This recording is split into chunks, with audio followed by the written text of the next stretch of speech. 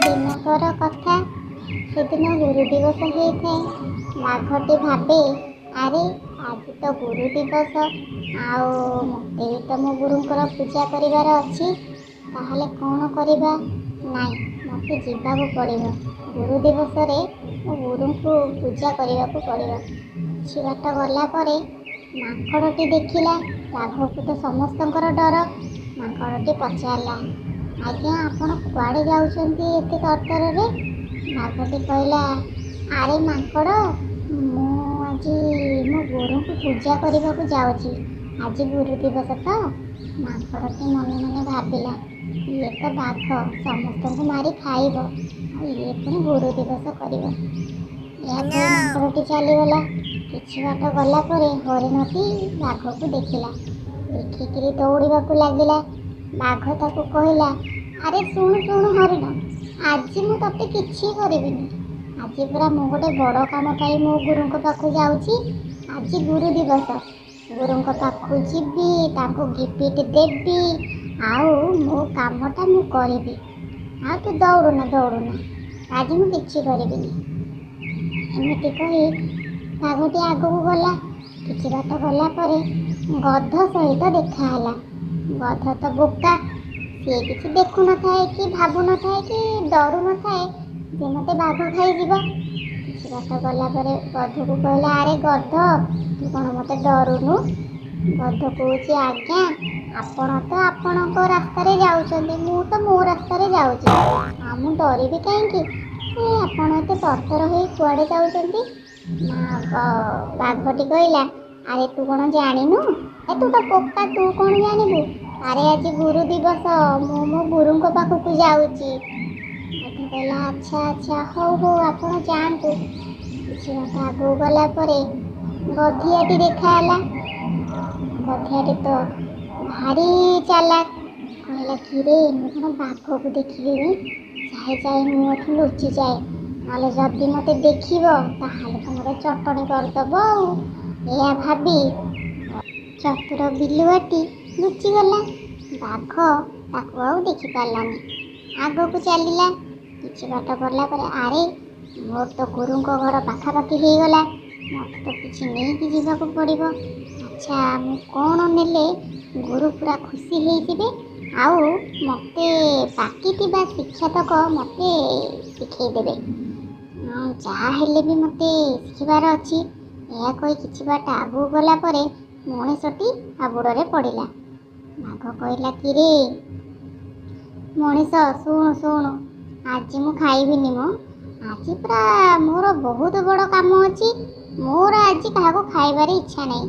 ମୋତେ ଆଜି ମୋର ବାକି ଥିବା ଶିକ୍ଷା ଗ୍ରହଣ କରିବାରେ ଅଛି।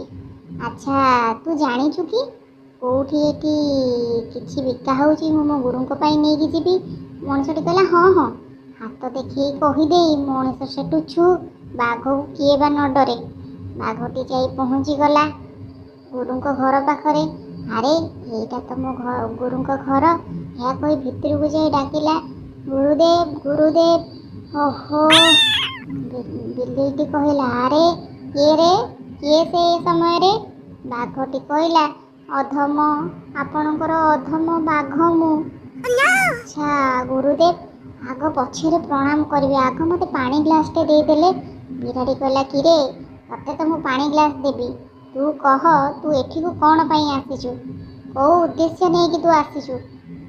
ବାଘଟି କହିଲା, ଆପଣ ମୋତେ ରାଗନ୍ତୁନି, ଆଗ ମୋତେ ପାଣି ଗ୍ଲାସଟେ ଦିଅନ୍ତୁ, ତାପରେ ମୁଁ ସବୁ କଥା କହିବି।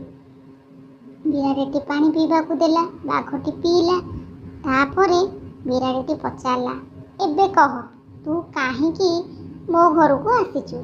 ବାଘଟି କହିଲା, ଆଜ୍ଞା ଆଜି ପରା ଗୁରୁ ଦିବସ, ଆଉ ଆଜି ଗୁରୁ ଦିବସ ଭଳିଆ ଦିନରେ ମୁଁ ପୁଣି ମୋ ଗୁରୁଙ୍କୁ ଦେଖା କରିବାକୁ ଆସିବିନି?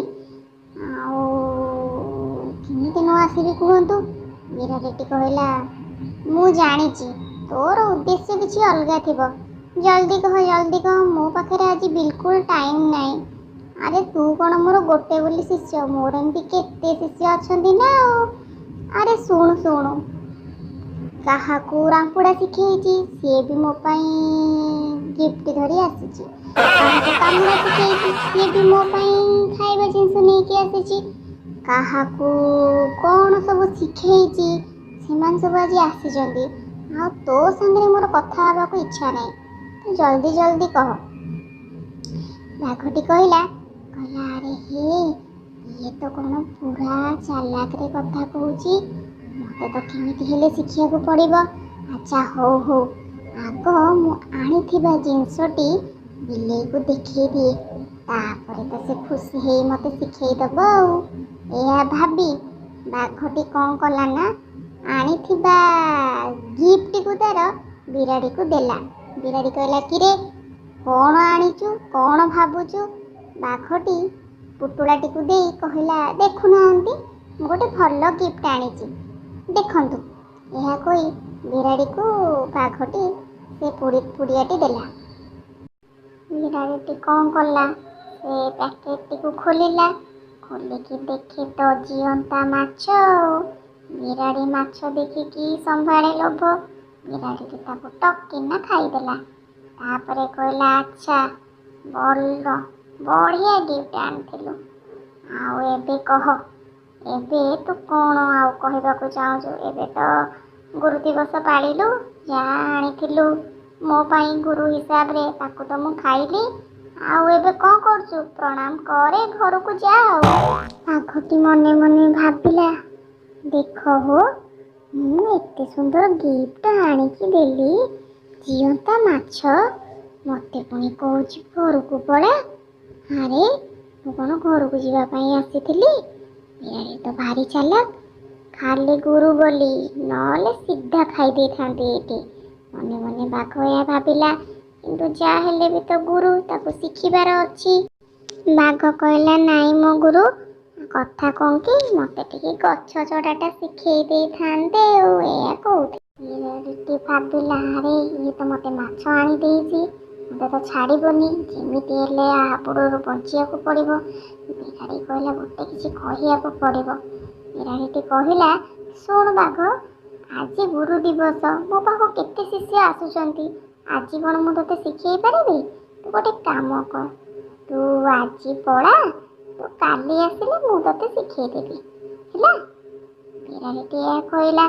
ବାଘଟି କହିଲା ହଉ ହଉ ଠିକ୍ ଅଛି ମୁଁ କାଲି ଆସିବି କାଲି ଆସିଲେ ମୋତେ ଶିଖେଇଦେବି ଆଉ। ବାଘଟି ଏହା କହି ମନେ ମନେ ଭାବିଲା ମୁଁ କ'ଣ ତମକୁ ଛାଡ଼ିଦେବି ନା କ'ଣ? ମାଛ ଦେଇଚିଟି ନିଶ୍ଚୟ ଶିଖିବି। ଏହା ଭାବି ବାଘଟି ଚାଲିଗଲା ଏବଂ ଭାବିଲା ଆରେ ମୁଁ ପୁଣି ଶିଖିବିନି କାଲି ଯଦି ମୋତେ ନ ଶିଖାଏ ବିରାଡ଼ି ଆକୁ ସିଧା ଏଠି ମୁଁ ଚଟଣି ବନେଇଦେବି। ଏହା କହି ବାଘ ପଳେଇଲା। ବିରାଡ଼ିଟି ଭାବିଲା ଆରେ ହେ ଆକୁ ତ ଯେମିତି ହେଲେ ଏଠୁ ଖସିବାକୁ ପଡ଼ିବ ନହେଲେ ଆଉ କିଛି ରାସ୍ତା ନାହିଁ। ଆଉ ଯଦି ମୁଁ ବାଘକୁ ଏବେ ମନା କରିଦେଇଥାନ୍ତି ଯେ ମୁଁ ତାକୁ ଶିଖେଇବିନି ଇଏ ସିଧା ମୋତେ ଗୁରୁ ଦିବସ କ'ଣ ମୋତେ ଖାଇ ଖାଦ୍ୟ ଦିବସ ତାର ପାଳନ କରିଥାନ୍ତା। ଯାହା ହଉ କିନ୍ତୁ ଗୋଟେ ଜିନିଷ ବହୁତ ଖୁସି ଲାଗିଲା ବାଘ ବି ଗୁରୁ ଦିବସ ପାଳନ କରିପାରେ।